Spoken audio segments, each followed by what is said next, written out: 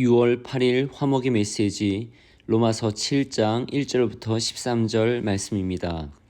형제들아, 내가 법하는 자들에게 말하노니 너희는 그 법이 사람이 살 동안만 그를 주관하는 줄 알지 못하느냐. 남편 있는 여인이 그 남편 생전에는 법으로 그에게 매인바 되나 만일 그 남편이 죽으면 남편의 법에서 벗어나느니라. 그러므로 만일 그 남편 생전에 다른 남자에게 가면 음녀라. 그러나 만일 남편이 죽으면 그 법에서 자유롭게 되나니 다른 남자에게 갈지라도 음녀가 되지 아니하느니라. 그러므로 내 형제들아, 너희도 그리스도의 몸으로 말미암아 율법에 대하여 죽임을 당하였으니 이는 다르니 곧 죽은 자 가운데서 살아나신 이에게 가서 우리가 하나님을 위하여 열매를 맺게 하려 함이라.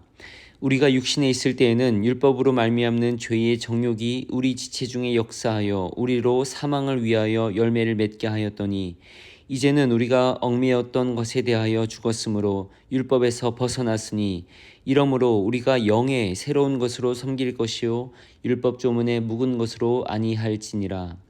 그런즉 우리가 무슨 말을 하리요? 율법이 죄냐? 그럴 수 없느니라.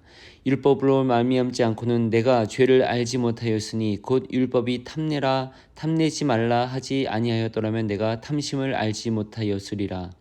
그러나 죄가 기회를 타서 계명으로 말미암아 내 속에서 온갖 탐심을 이루었나니 이는 율법이 없으면 죄가 죽은 것임이라. 전에 율법을 깨닫지 못했을 때에는 내가 살았더니 계명이 이름에 죄는 살아나고 나는 죽었도다. 생명에 이르게 할 그 계명이 내게 대하여 도리어 사망에 이르게 하는 것이 되었도다. 죄가 기회를 타서 계명으로 말미암아 나를 속이고 그것으로 나를 죽였는지라. 이로보건대 율법은 거룩하고 계명도 거룩하고 의로우며 선하도다. 그런즉 선한 것이 내게 사망이 되었느냐? 그럴 수 없느니라.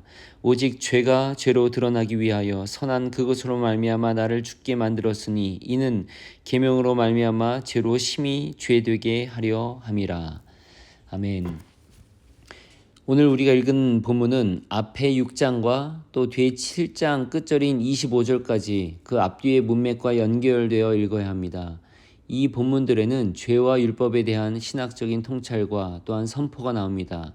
정리해보면 대략 다음과 같습니다. 우리는 더 이상 죄의 메인 존재가 아닙니다. 그리스도의 죽음으로 죄에 대해 죽고 그리스도의 죽음으로 우리도 살았습니다. 은혜 아래에 있기 때문에 죄의 영향력 하에 있지 않습니다. 그런데 이 죄라는 것은 율법이 있음으로 해서 죄인 줄을 알 수가 있습니다. 율법이 바른 기준을 제시하기 때문입니다. 그러나 죄를 알게 해준 이 율법이 도리어 사람에게 짐을 주었습니다. 율법을 지키지 못하는 자마다 정죄하게 된 것입니다. 율법이 있을 때는 그것이 기준이었습니다. 그러나 이제는 그리스도로 말미암아 그것을 뛰어넘게 되었습니다. 내일 볼 7장의 하반부에서는 사도 바울의 그 유명한 성찰인 오호라 나는 곤고한 사람이로다 라는 고백이 나옵니다. 마음으로는 하나님의 법을 즐거워하지만 또 다른 마음이 결국 죄의 법으로 자신을 사로잡고 만다는 한탄의 고백입니다. 여기에서 바울이 말하는 율법에 대해 잠시 생각해 봅시다. 바울이 말할 때의 율법은 구약 시대로부터 내려온 율법을 의미했을 것입니다. 주로는 모세오경에서 말하는 율법입니다. 이제 우리는 주일마다 출애굽기를 중심으로 말씀을 나누려고 한다고 말씀드렸습니다. 그 시대를 생각해 보십시오. 이스라엘 백성은 400년간 애굽에서 살고 있습니다. 그러면서 차츰 그들의 노예처럼 일하며 살았습니다. 그들은 애굽의 각종 우상 숭배와 미신들에 사로잡혀 살았고 그들의 가치관과 정체성을 거기에서 벗어나지 못했습니다. 거기에 노예 근성까지 더해져 살았습니다. 출애굽기에서는 하나님의 놀라운 손길로 그들을 애굽에서 구출하시는 모습을 그립니다. 그런데 이것이 전부가 아닙니다. 출애굽기 1장부터 20장까지가 이런 출애굽 역사의 기록인 반면 뒷부분인 21장부터 40장까지는 끝장 40장까지는 그들에게 율법을 주시고 그들에게 여러 가지 규례를 알게 하십니다. 율법이 주신 목적이 무엇이겠습니까? 그들에게 새로운 법을 주신 것입니다. 차원이 높은 법도를 주셔서 그들의 정체성을 분명히 하고 가치관을 새롭게 하셨습니다. 그런 율법이 출애굽기 후반부에서 나오고 레위기 전체에 나오고 그 내용이 민수기와 신명기에까지 나옵니다. 이 율법들은 하나님과의 관계는 어떤 것인지 가르쳐주고 예배는 어떻게 드리는 것인지 알려줍니다. 나아가 도덕적 규범은 어떤 것인지 알려주고 거기에는 정의와 사회적 공평성에 대한 내용이 적지 않습니다. 굉장히 훌륭한 법입니다. 모세는 신명기에서 이 율법에 대해 말합니다. 신명기 4장 7절 8절입니다. 우리 하나님 여호와께서 우리가 그에게 기도할 때마다 우리에게 가까이 하심과 같이 그 신을 가까이 함을 얻은 큰 나라가 어디 있느냐? 오늘 내가 너희에게 선포하는 이 율법과 같이 그 규례와 법도가 공의로운 큰 나라가 어디 있느냐? 율법이 특별한 것이고 또한 그 율법으로 말미암아 이스라엘이 다른 민족과 다르다는 것을 밝힌 것입니다. 또 신명기 마지막 부분에서 모세는 말합니다. 내가 오늘 네게 명령한 이 명령은 네게 어려운 것도 아니요 먼 것도 아니라. 정리해보면 하나님이 율법을 주신 것은 이스라엘에게 주신 특권이었습니다. 이스라엘을 특별한 민족이 되게 하신 것이고 그들이 거룩한 하나님의 백성을 드러낸 것이었습니다. 그러나 이 율법이 예수님의 시대가 되었을 때 이미 사람들을 옥죄는 것이 되어 있었습니다. 율법의 전문가들은 율법을 가지고 사람들을 정죄했습니다. 심지어 그들은 율법으로 예수님을 비난하고 정죄했으며 예수님을 십자가에 못 박은 이들이 바로 그 율법의 권위자들이었습니다. 그랬기에 바울은 율법의 한계를 명확히 밝히고 있는 것입니다. 여러분, 여기까지가 로마서 6장과 7장의 대략의 내용들입니다. 그리고 이제 바울이 말하고자 하는 정말 중요한 선포가 로마서 8장에 이어져 나옵니다. 이 8장은 이번 주 토요일과 주일 그리고 다음 주 월요일에 이어서 묵상합니다.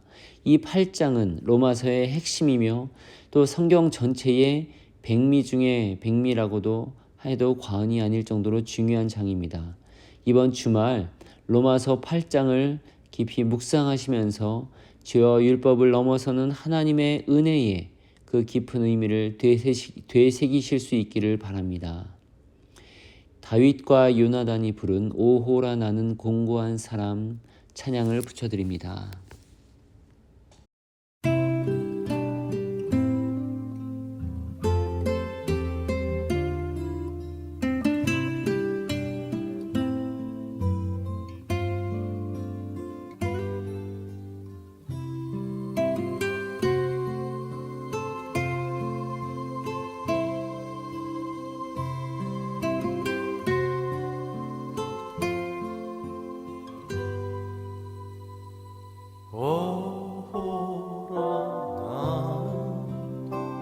권고한 사람 하나님의 법과 죄의 법이 싸우는 이 사망의 몸에서 누가 나를 건져내랴.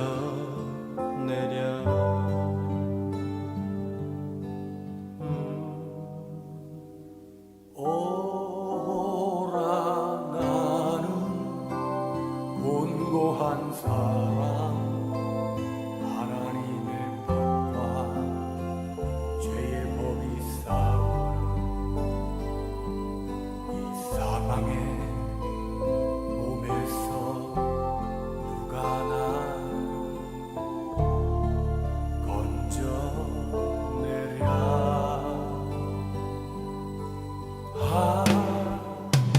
그러나 십자가밖에 자랑할 것 없나니 내 속에 계시는 주를 위해서라면 죽음도 유익함이라.